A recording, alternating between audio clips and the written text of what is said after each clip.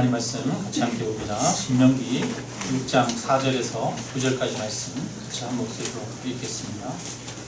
신명기 6장 4절에서 9절까지 말씀입니다. 구약성경 271페이지에 있습니다. 우리 다같이 한 목소리로 같이 읽습니다. 이스라엘아 들으라. 우리 하나님 여호와는 오직 유일한 여호와이시니 너는 마음을 다하고 뜻을 다하고 힘을 다하여 내 하나님 여호와를 사랑하라. 오늘 내가 네게 명하는 이 말씀을 너는 마음에 새기고 내 자녀에게 부지런히 가르치며 집에 앉았을 때든지 일을 하게 되든지 누워있을 때든지 일어날 때든지 이 말씀을 강론할 것이며 너는 또 그것을 내 손목에 매어 기록을 삼으며 내 미간에 붙여 표로 삼고 또 내 집 문설주와 바깥 문에 기록할지니라. 아멘. 네, 우리 옆에 분들이랑 서로 인사 나누겠습니다. 오늘은 그래 괜찮아 이렇게 한번 인사 나누겠습니다. 그래 괜찮아. 네, 이렇게도 괜찮고 실수해도 괜찮아. 한 번 더 인사 나눕니다. 시작. 여러분 우리는 다 부족한 사람들입니다. 네. 그러니까 아멘이 나오네요. 사람은 자기 앞밖에 못 보잖아요. 눈은 앞에만 있지 뒤에 없고 아래에도 없고 위에도 없습니다. 그래서 아래 위 좌우 네 방향 중에 우리는 한쪽밖에 못 봅니다. 그래서 인간은 내가 보는 것밖에 못 보고 부족할 수밖에 없죠.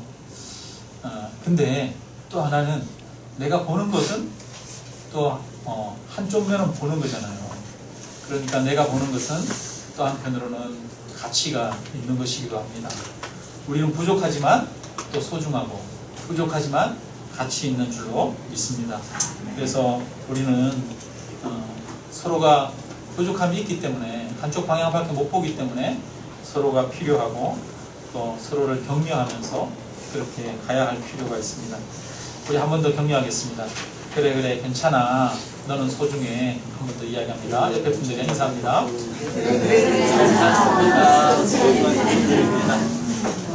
여러분 좀 서로 괜찮습니까? 네. 나한테 좀 실수해도 괜찮습니까? 내 생각이랑 좀 달라도 괜찮습니까? 네. 지난 2주 동안 여러분 설교 좀 못해도 괜찮죠? 감사합니다. 지난 2주 동안 신명기 6장 본문을 가지고 말씀 나눴는데요. 오늘은 같은 본문을 가지고 좀 더 나누려고 합니다. 3주 연속 같은 본문이에요. 처음 있는 일인데 지난주에는 우리가 하나님을 사랑하지 않는 것이 죄다 이렇게 말씀했어요. 왜냐하면 인간은 하나님의 형상으로 지었다고 했습니다. 하나님의 형상으로 지은 유일한 피조물이에요. 그러니까 인간만이 하나님과 함께 인격적인 교제를 나눌 수 있는 존재예요. 그래서 인격 대 인격으로서 서로 사랑의 교제를 하나님과 나눌 수 있는 존재로 하나님 특별하게 지었습니다. 그래서 하나님은 인간을 향해서 너는 내 신부다 이렇게 말합니다. 하나님은 저와 여러분을 신부 삼기 위해서 저와 여러분을 지으신 줄로 믿습니다. 때문에 신랑과 신부는 서로 사랑하는 것이 마땅한 거예요.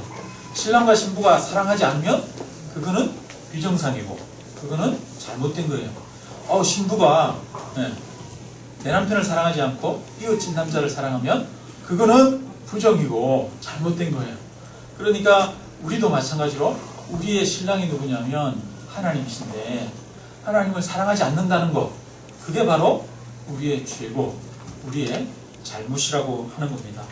그래서 우리는 신랑은 신부만을 최고로 사랑해야 되듯이 저와 여러분은 하나님만을 최고로 사랑해야 하는 줄 믿습니다. 네.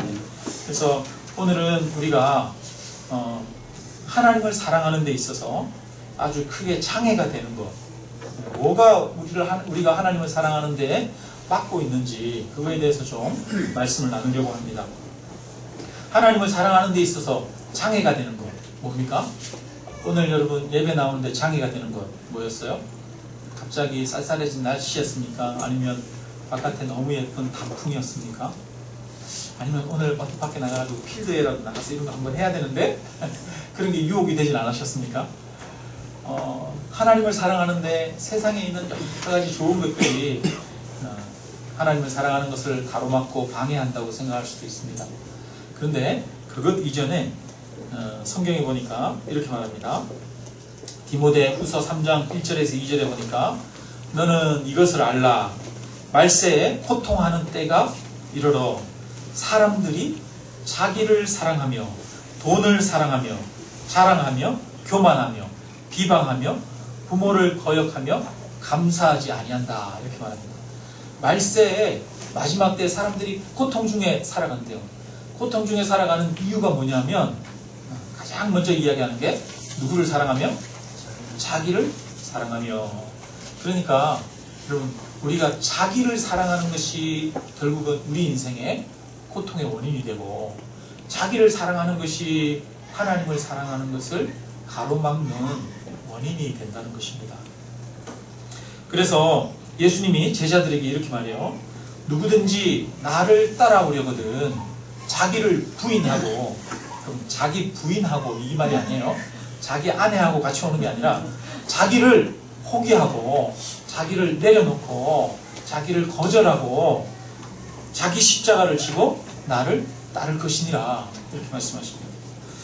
자기를 부인하지 않으면 예수님을 따를 수가 없어요. 세상의 방향과 예수님이 말씀하시는 방향은 전혀 다릅니다. 세상은 자기를 위해서 살라고 말합니다. 그런데 예수님은 자기를 부인하라고 말씀하십니다. 자기를 포기하고 내려놓으라고 말씀하십니다. 그래서 바울도 고린도전서에 이렇게 말합니다. 나는 날마다 죽노라. 자기 자신을 쳐서 날마다 죽이고 날마다 자기를 하나님 앞에 복종시킨다 말합니다. 내가 그리스도와 함께 십자가에 못 박혔나니 내가 이제 나는 죽었다 이렇게 말하는 거예요. 그런즉 이제는 내가 사는 것이 아니요 오직 내 안에 그리스도께서 사시는 것이라. 이제 내가 육체 가운데 사는 것은 나를 사랑하사 나를 위하여 자기를 버리신 하나님의 아들을 믿는 믿음 안에서 사는 것이라 말합니다.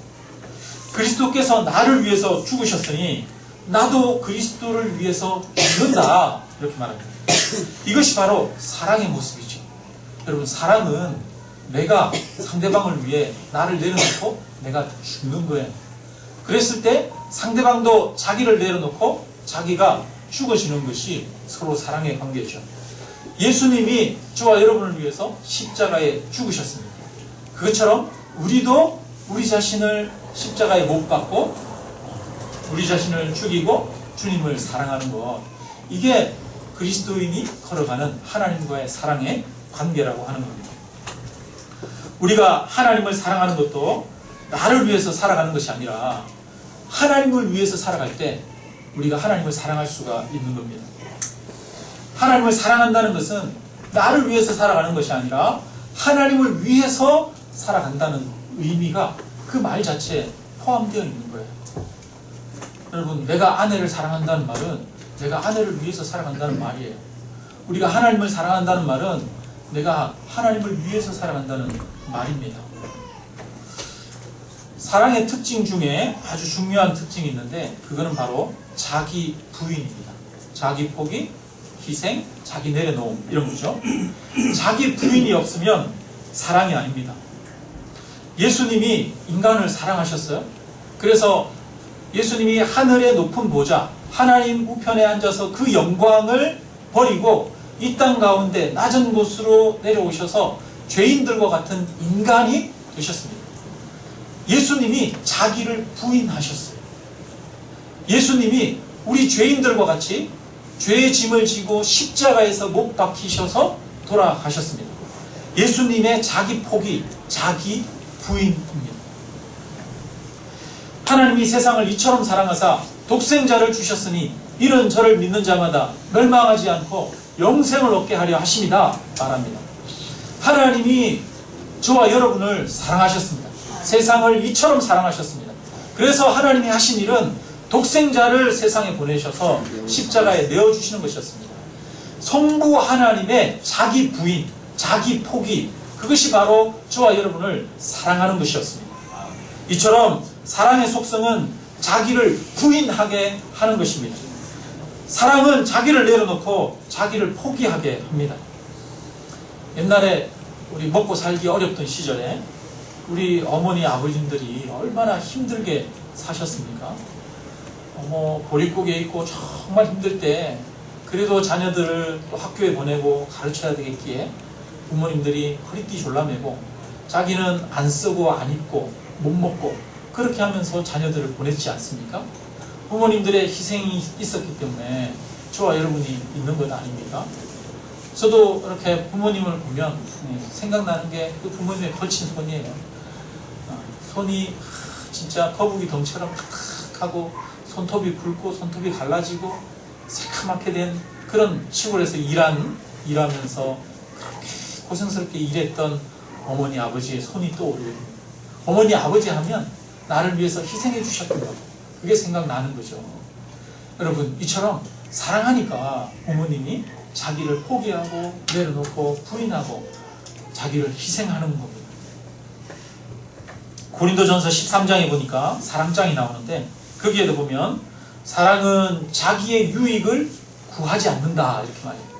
여러분, 자기의 유익을 구하는 것은 사랑이 아니라고 이야기하는 거예요. 사랑은 오래 참고 성내지 아니하며 악한 것을 생각하지 아니하며 모든 것을 참으며 모든 것을 믿으며 모든 것을 바라며 모든 것을 견디느니라. 여러분, 이것이 다 자기 부인의 모습이에요. 사랑장에 나오는 사랑에 대한 속성들 중에 자기 부인을 이야기하는 게 너무 많아요. 하나님이 우리를 사랑하셔서 자기를 부인하셨듯이 그럼 우리도 하나님을 사랑하기 위해서는 뭐가 필요해요? 자기 포기, 자기 부인, 이게 필요하다는 거예요. 그래서 누구든지 나를 따르려거든 자기를 부인하고 자기 십자가를 지고 나를 따르라 이렇게 말합니다. 자기를 부인하지 않으면서 하나님을 사랑한다는 건 거짓말입니다. 자기 십자가를 지고 예수님을 따르지 않으면서 예수님을 따른다고 하는 것은 거짓말입니다. 희생하지 않고 섬기지 않고 내려놓고 포기하지 않는 것은 사랑이 아닙니다. 자기 부인이 없이는 사랑할 수가 없습니다. 오늘 본문에 보니까 너희는 마음을 다하고 뜻을 다하고 힘을 다해서 하나님을 사랑하라고 이렇게 말합니다. 그러면 우리가 해야 되는 건 뭐예요?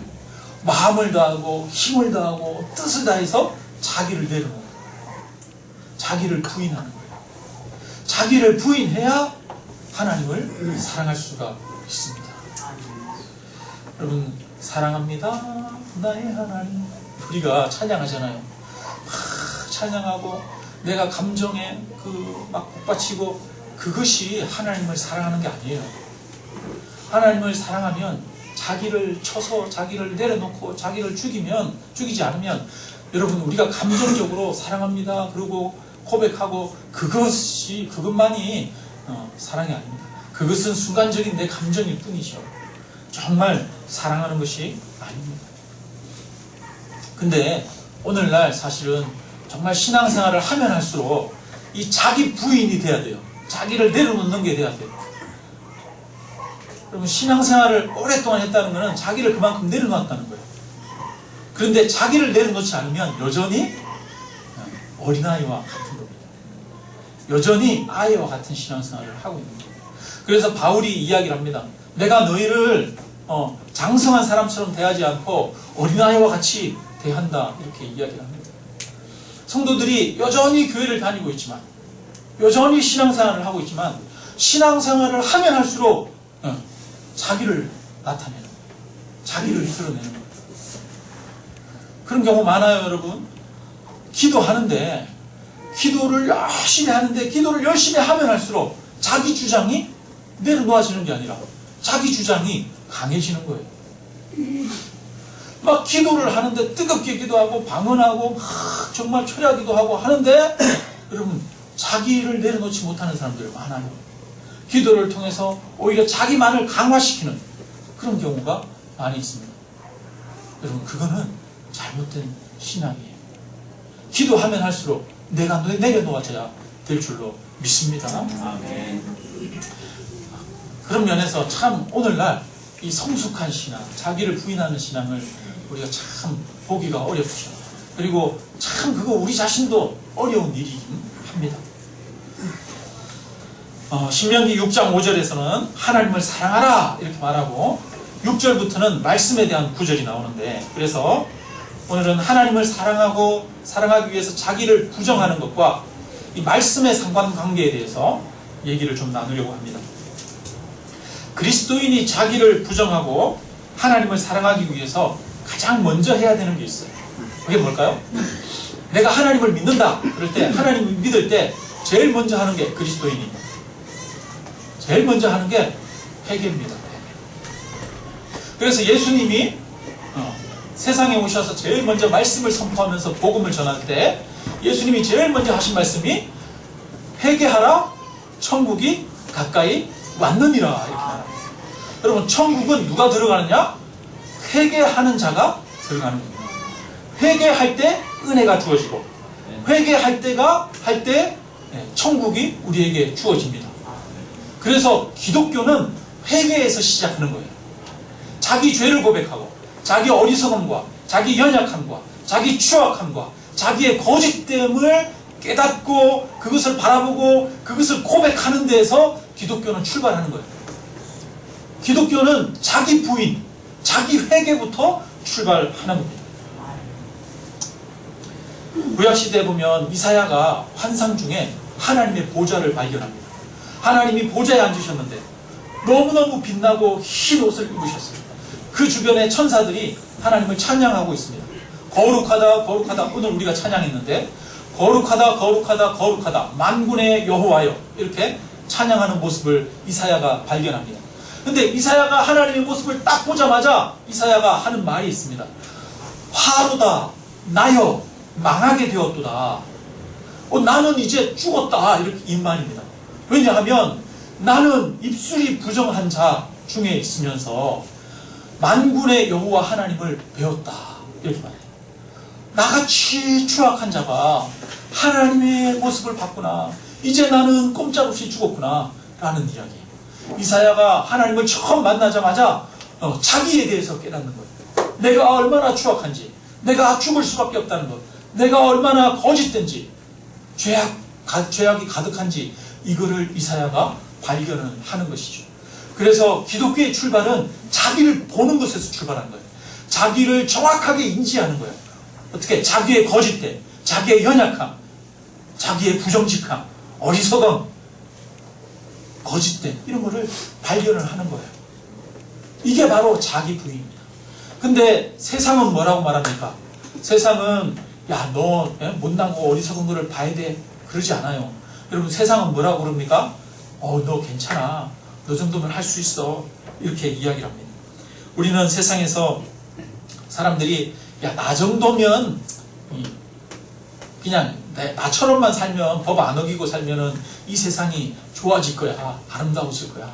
이렇게 사람들이 생각합니다. 우리는 자기 자신을 좀 더 포장하고 싶어 합니다.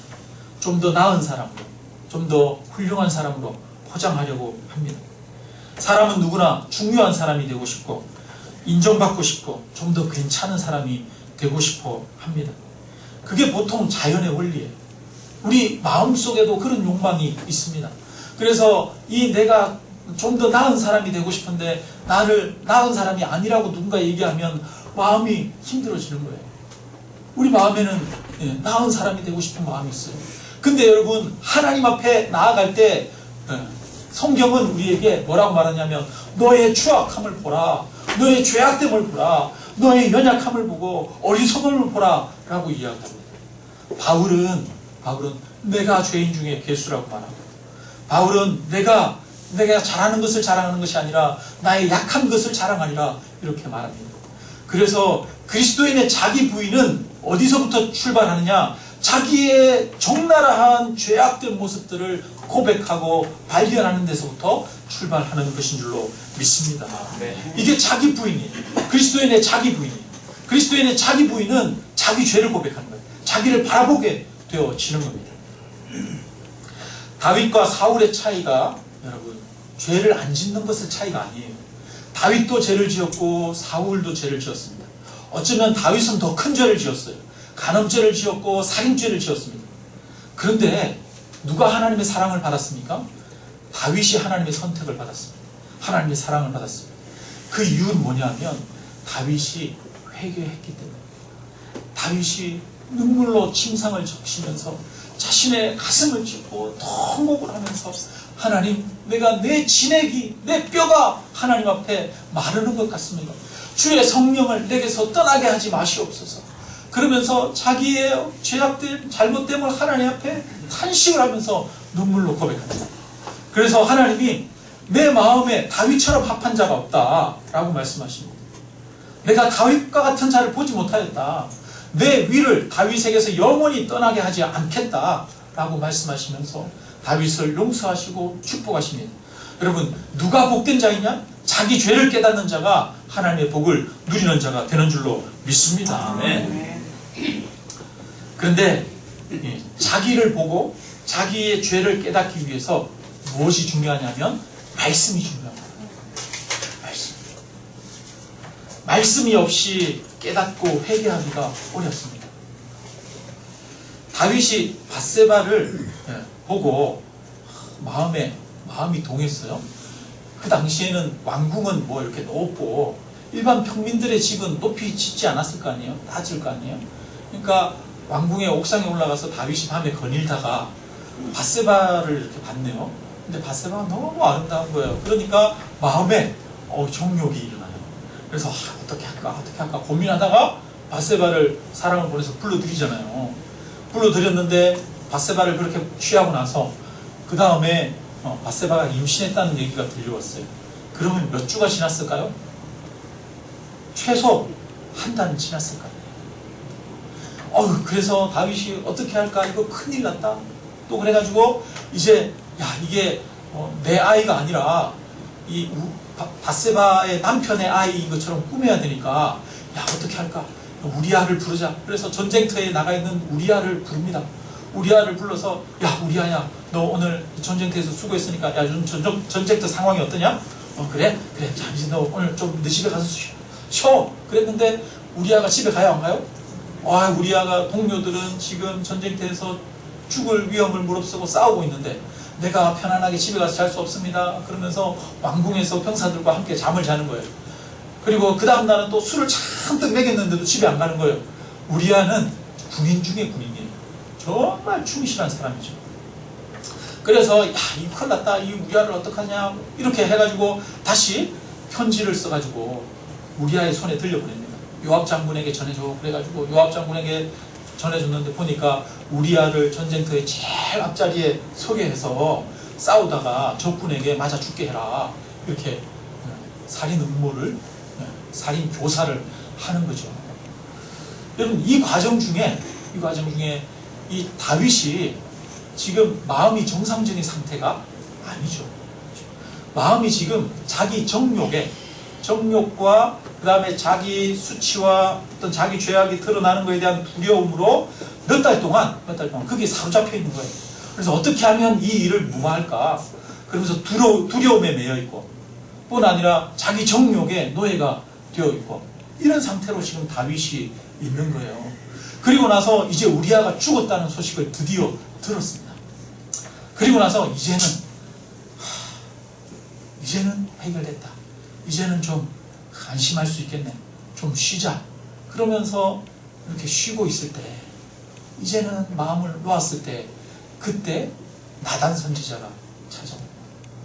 나단 선지자가 와가지고 이 잠들어 있는 다윗의 영혼을 흔들어 깨웁니다. 그러면서 비유로 말씀하시죠. 그러면서 네가 다른 사람의 가산을 빼앗고 그를 죽이기까지 했다라고 다윗을 통해서 하나님의 말씀을 선포하십니다. 여러분, 이처럼 다윗이 그 나단 선지자를 통해서 하나님의 말씀이 선포되어질 때 그가 내가 내 죄를 숨길 수 있을 줄 알았는데, 아무도 모르게 감출 수 있을 줄 알았는데 하나님이 내 이 모든 죄를 다 낱낱이 알고 계셨구나. 그러면서 그 하나님 앞에, 하나님, 내가 숨을 수가 없군요. 자기 죄를 고백하고 자기의 영혼이 깨어나게 되어지는 것이죠. 여러분, 다윗에 잠들어 있는 그 영혼을 누가 흔들어 깨우십니까? 하나님이 흔들어 깨우십니다. 무엇을 통해서? 나단 선지자의 말씀을 통해서 흔들어 깨우십니다. 나단 선지자의 말씀이 선포될 때 바로 당신이 그 사람이야 라고 이야기할 때 다윗의 영혼이 깨어나기 시작했습니다. 여러분, 주와 여러분의 영혼을 흔들어 깨우는 것이 무엇입니까? 여러분, 하나님의 말씀이 우리 안에 선포되어지고 하나님의 말씀이 우리 안에 깨달아져야만 우리의 영혼이 깨어나고, 여러분, 우리 안에 탄식과 회개가 일어나고 우리 자신을 바라보게 되어지는 겁니다. 그래서 히브리서 4장에 말합니다. 하나님의 말씀은 살아있고 활력이 있어서 좌우의 날선 어떤 검보다 예리하여 혼과 영과 관절과 골수를 찔러 쪼개기까지 하며 또 마음의 생각과 뜻을 판단한다, 이렇게 말씀합니다. 아멘. 여러분, 하나님의 말씀이 선포될 때 그 앞에서 자신의 행위가 드러납니다. 하나님의 말씀은 좌우의 날선 어떤 검보다 예리하여 우리 마음속에 있는 깊은 생각을 드러내십니다. 우리 안에 숨겨져 있는 동기, 우리 안에 깊이 감추어져 있는 의도, 이런 것까지 하나님께서는 낱낱이 밝히십니다. 여러분, 우리의 심령을 찔러 쪼개는 분이 바로, 쪼개는 것이 하나님의 말씀입니다. 우리가 왜 그런 행동을 했는지 우리를 바라보게 하십니다. 우리의 정당함이 아니라 우리가 어리석고 우리가 부족하고 우리의 죄악되고 우리가 추악하고 나의 이심을 가지고 나의 유익을 구했다라고 하는 사실을 철저하게 바라보게 하는 것이 바로 하나님의 말씀입니다. 그래서 하나님의 말씀은 자신을 비추어 우리 안에 회개가 일어나도록 하는 것입니다. 하나님의 말씀이 저와 여러분을 찔러 쪼개야 합니다. 하나님의 말씀이 저와 여러분의 어리석음과 죄악과 추악함을 드러내야 합니다. 그래서 우리가 자기가 어떤 존재인지를 발견해야 됩니다. 내가 약하고 내가 죄악되고 내가 어리석고 내가 한계 안에 있는 유약한 자라고 하는 사실을 하나님 앞에 하나님의 말씀이 낱낱이 밝혀줄 때 우리가 하나님 앞에 고백하게 됩니다. 주여, 나는 죄인으로소이다. 나를 불쌍히 여기소서. 그럴 때 하나님의 은혜와 하나님의 사랑, 그것이 우리에게 부어지고 하나님이 얼마나 나를 사랑하시는지, 하나님이 어떻게 나를 용서하셨는지, 하나님의 놀라운 사랑을 알게 되어지는 줄 믿습니다. 그럴 때 하나님, 나도 하나님을 사랑합니다. 나 같은 죄인을 사랑하시는 하나님을 나도 사랑하겠습니다. 이 고백이 일어나게 되어지는 거죠. 나를 바라보게 될 때, 나와 같이 다른 사람들도 연약하고 다른 사람들도 불쌍하고 다른 사람들도 다 한계 안에 있는 그런 사람들이구나. 말씀이 자기를 쪼갤 때 다른 사람들을 용서하고 품을 수 있는 마음들도 생기는 거예요. 그래서 여기 보니까 하나님을 사랑하라, 마음과 뜻과 힘을 다해 주 너의 하나님을 사랑하라 이야기하면서 그 다음에 뭐라고 말해요? 너는 하나님의 말씀을, 율법을 가슴에 새기고 앉았을 때든지 일어났을 때든지 걸어갈 때든지 누웠을 때든지 언제든지 이 말씀을 가르치고 집에다가 좌우에 문설주에다가 바르고 팔에도 이 말씀을 감아서 항상 말씀을 지니고 다니라, 이렇게 말씀하십니다. 하나님을 사랑하는 것, 그것이 언제 이루어지느냐? 우리의 심령 가운데 말씀을 통해서 우리를 찔러 쪼갤 때 나의 부인이 일어나고 자기 부인이 일어나고 자기를 내려놓고 하나님을 온전하게 바라보고 사랑할 수 있게 되어지는 겁니다. 그동안 이 다윗은 보면 이 죄를 짓기 전에 굉장히 좀 공의로운 왕이었어요. 그리고 또 한편으로 하나님의 뜻에 잘 순종하는 그런 왕이었는데, 근데 이 다윗이 죄악에 빠지니까 다윗이 밧세바를 보고 그 옥상에 올라갔다가 이렇게 눈이 한번 뒤집어지니까 그게 완전히 그냥 사로잡히는 거예요. 정욕에 사로잡혀서 그것 때문에 결국은 살인까지 하는 거 아닙니까? 가만히 보면 여러분 사람은 참 이래요. 정상적으로 잘 지내다가도 갑자기 어떤 뭔가 감정의 역동이 확 일어나거나 뭔가가 탁 일어나면 거기에 사로잡혀요. 그렇지 않습니까? 저와 여러분도 그럴 때가 있죠. 그럴 때가 있어요.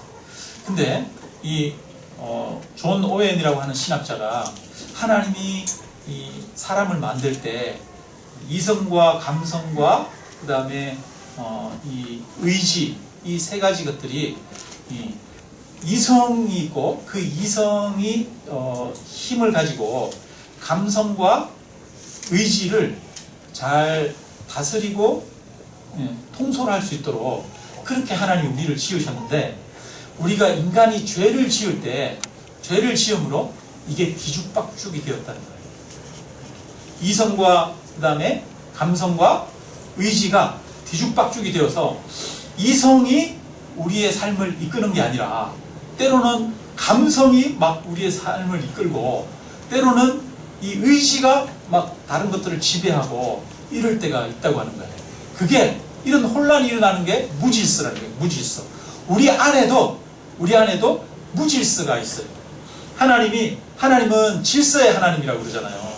그죠? 우리를 지으셨을 때도 우리 안에도 어떤 질서를 가지도록 하나님께서 지으셨습니다.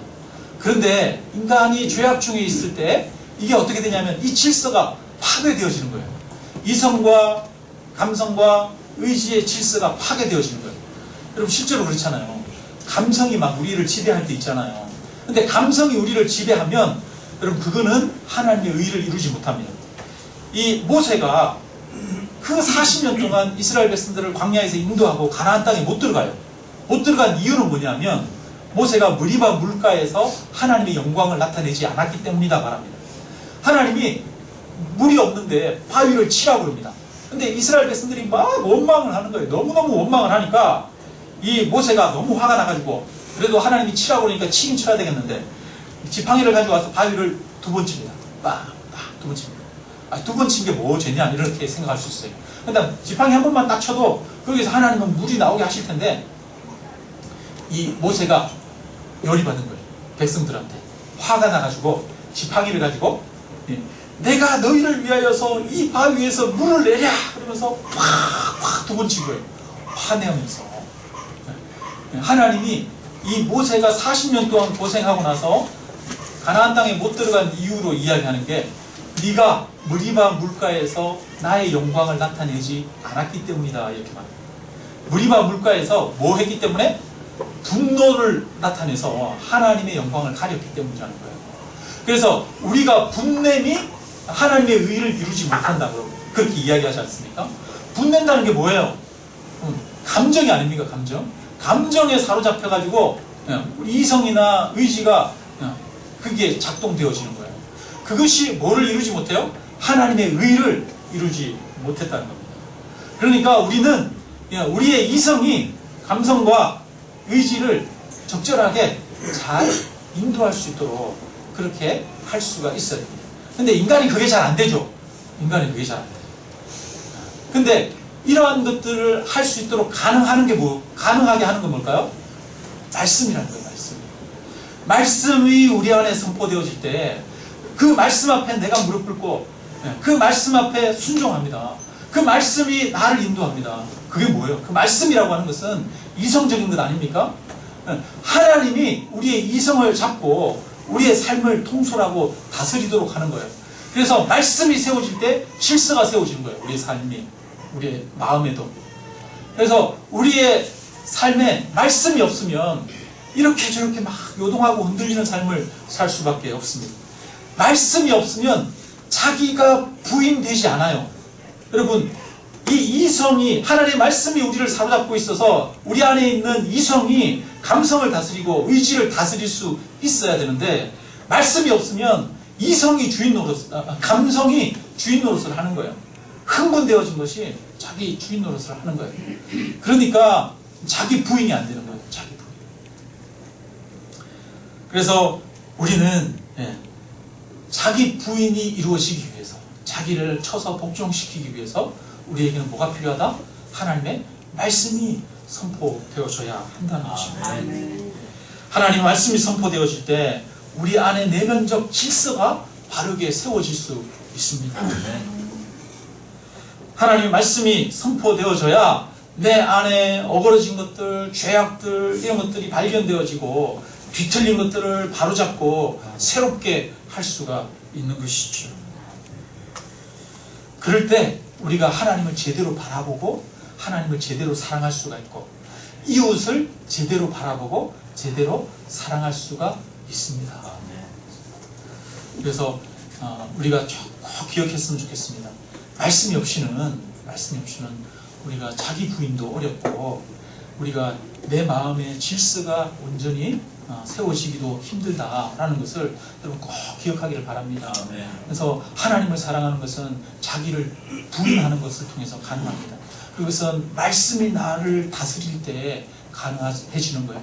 말씀이 나를 다스릴 때 내 안에 죄가 드러나고 회개하게 되고 나의 연약함 가운데 하나님 말씀 앞에 순종하면서 질서가 세워져서 하나님을 온전히 사랑할 수 있게 되어지고 또 다른 사람들도 품을 수 있게 되어지는 그런 성숙한 사람으로 되어질 수 있습니다. 그래서 저와 여러분이 정말 그런 역사가 있기를 주님의 이름으로 축원합니다. 말씀이 나를 깨뜨리고 나를 주장함으로써 우리가 바르게 하나님을 사랑하고 이웃을 사랑할 수 있도록 그렇게 오늘 우리가 함께 기도하면 좋겠습니다. 우리 함께 찬양합니다. 찬송가 200장 찬양합니다.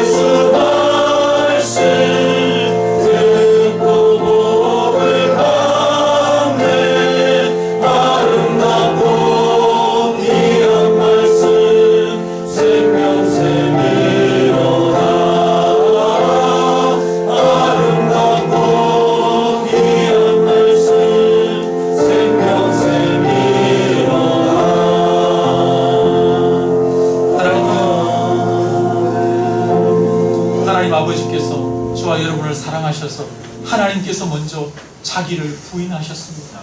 저와 여러분을 위해 자기를 내어주셨습니다. 이처럼 우리도 하나님을 사랑하기 위하여 우리 자신을 부인해야 함을 고백합시다. 하나님, 내가 하나님을 사랑하여 나 자신을 내려놓고 부인하게 하여 주옵소서. 그리고 나를 부인하기 위하여 하나님의 말씀이 내 안에 들어와 나를 다스리도록 하여 주옵소서. 이라여 내가 온전히 하나님을 사랑하는 자가 되게 하여 주옵소서. 이 시간 우리 이렇게 함께 하나님 나를 위하여 당신을 부인하시고 내려놓으심을 감사합니다. 나도 당신을 온전히 사랑하게 하옵소서. 이렇게 함께 우리 기도하기를 원합니다. 다 같이 기도드리겠습니다. 하나님 많으신 아버지 하나님, 오늘 우리에게 주신 말씀을 다시 한번 생각해봅니다. 하나님이 우리를 사랑하셔서 하나님이 우리를 위하여 세상을 이처럼 사랑하사 독생자를 십자가에 내어주셨습니다. 우리가 하나님을 사랑하는 것이 아니라 하나님을 사랑하셨습니다. 하나님, 이 하나님의 사랑은 자기 반대로 아버지는 자기 희생을 이처럼 우리도 이제 우리를 사랑하시는 그 하나님의 신들 마땅히 우리의 사랑을 돌려주기를 원합니다. 우리의 사랑을 하나님 앞에 돌려주기를 우리 자신을 위하여 자기를 위하여 우리를 부인하는 것은 하나님의 말씀이 우리를 취하고 사습니다. 하나님의 말씀이 우리를 감추게 할 때 우리의 부인이 되어 하나님을 사랑하고 그 말씀을 사랑하며 그 말씀을 통하여 자기를 부인함으로 하나님의 목적을 하나님의 순종하며 하나님을 온전히 사랑하는 것입니다. 말씀을 사랑하며 하나님을 사랑할 수 있는 말씀을 가까이 하지 아니하고 자기를 가까이 할수 없습니다. 아버지 하나님, 주의 말씀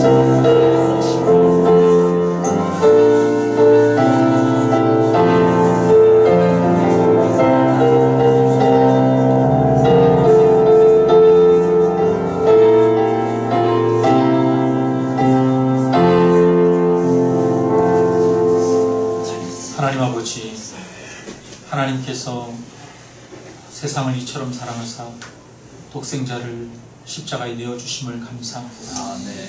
우리가 하나님을 사랑하는 것이 아니라 하나님이 먼저 우리를 사랑하셔서 하나님이 모든 것을 내려놓으시고 하나님이 하나님 됨을 포기하시고 자기를 부인하신 것을 다시 한번 돌아봅니다. 하나님이 이처럼 우리를 사랑하셨던 것을 생각하며 우리도 그 하나님의 사랑에 응답하여 하나님을 사랑하기로 다시 한번 결단합니다.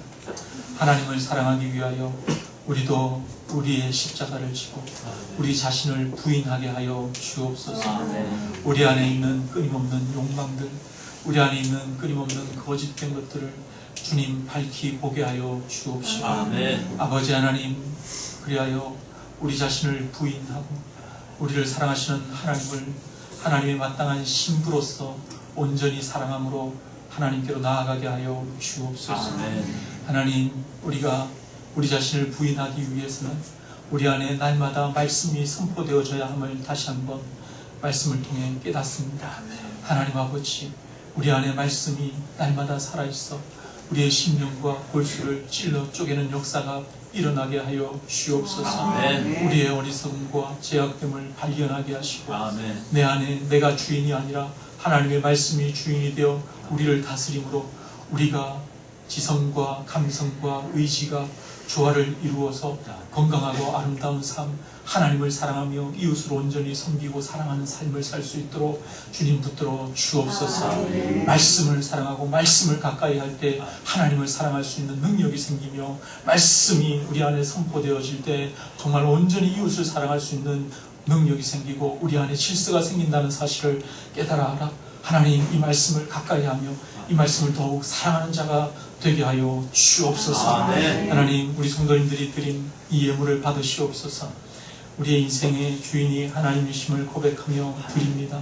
하나님, 우리에게 먹고 또 일어나며 살아가는 기동할 수 있는 모든 힘과 능력을 주신 이가 하나님이십니다. 하나님, 우리가 누리는 모든 것들이 하나님으로부터 받아 누리는 것임을 고백하며 날마다 작은 것 하나하나에 감사하게 하여 주옵소서. 우리에게 주어진 일상 하루하루가 정말 감사가 되게 하시고 하나님의 은혜가 되게 하시고 신비와 기쁨과 환희가 되어지도록 주님 인도하여 주옵소서. 하나님의 사랑이 지금도 우리 가운데 부어지고 있음을 모든 성도님들이 느끼고 깨닫게 하여 주옵소서.